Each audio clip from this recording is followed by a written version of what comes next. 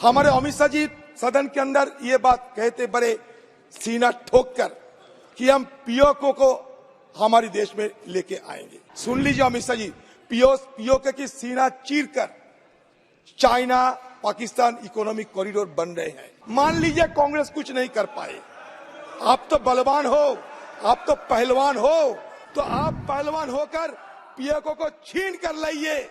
हम ये देखना चाहते हैं।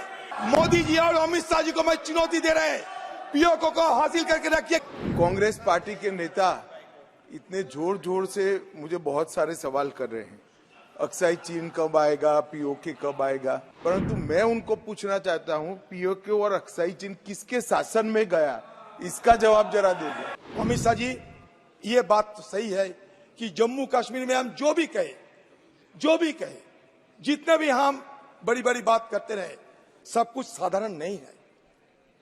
अगर सब कुछ साधारण होते तो सुप्रीम कोर्ट को इस विषय पे क्यों आने की जरूरत होती। हमारे अमित शाह जी सदन के अंदर ये बात कहते बड़े सीना ठोक कर कि हम पीओके को हमारे देश में लेके आएंगे। लेकिन आज क्या हो रहे हैं, आज पीओके की सीना चीरकर, सुन लीजिए अमित शाह जी, पीओके की सीना चीरकर चाइना पाकिस्तान इकोनॉमिक कॉरिडोर बन रहे हैं। उसका 3000 किलोमीटर की वो रास्ता बन रही है।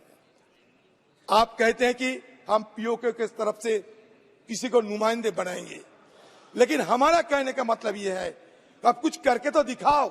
मान लीजिए कांग्रेस कुछ नहीं कर पाए, आप तो बलवान हो, आप तो पहलवान हो, तो आप पहलवान होकर पीओके को छीन कर लाइए। हम ये देखना चाहते हैं। सदन के अंदर अपने बड़ी बड़ी बात कहते कि हम सियाचिन को हासिल करके रखेंगे, हम लद्दाख को हासिल करके रखेंगे, सियाचिन हमारे साथ है, लद्दाख को हम हासिल करके रखेंगे। आप लद्दाख में क्या किए हैं बताइए। अक्साई चीन को शामिल करेंगे क्योंकि अक्साई चीन पीओके के अंदर है, अक्साई चीन कश्मीर के अंदर है, पीओके कश्मीर की हिस्सा है। आपने कहा था, तो अगर आपने कहा था तो अक्साई चीन आप कब लाओगे, पीओके आप कब लाओगे।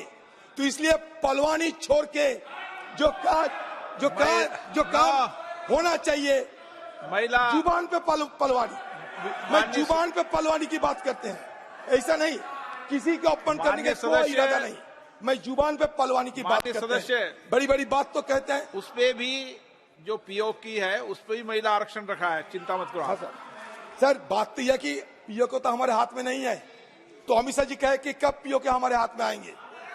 बलवान पुरुष है इसलिए पूछ रहा हूं, ये दोनों सुबह शाम हाँ करके दिखाइए, चुनाव होने की पहले करके दिखाइए। मोदी जी और अमित शाह जी को मैं चुनौती दे रहे हैं, पीओके को हासिल करके रखिए, क्योंकि हमारे इस सदन में 1993 में ऑल पार्टी रेजोल्यूशन हुई थी कि पीओके हमारे हाथ में लगना चाहिए। अब चीन वहां से सड़क बना रहे हैं, चीन के खिलाफ एक जुबान, चीन के खिलाफ एक बात नहीं कहेगी। गृह मंत्री माननीय अध्यक्ष जी, कांग्रेस पार्टी के नेता इतने जोर जोर से मुझे बहुत सारे सवाल कर रहे हैं, अक्साई चीन कब आएगा, पीओके कब आएगा।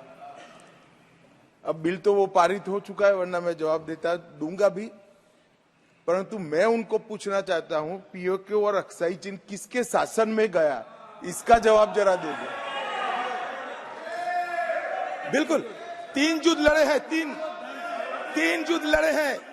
अब तक कुछ नहीं हुआ, इसलिए कि हमारी देश में इंदिरा गांधी जैसा आयरन लेडी थी। 3 युद्ध हुए हैं, इसलिए बचे हुए हैं सब कुछ। इतिहास को विकृत मत किया करो। आप हमारे देश की गृह मंत्री है, सुबह शाम नेहरू जी के खिलाफ इस तरीके की अनवेरिफाइड बात मत करो, इस तरीके की इल्जाम लगाने की बात मत किया करो।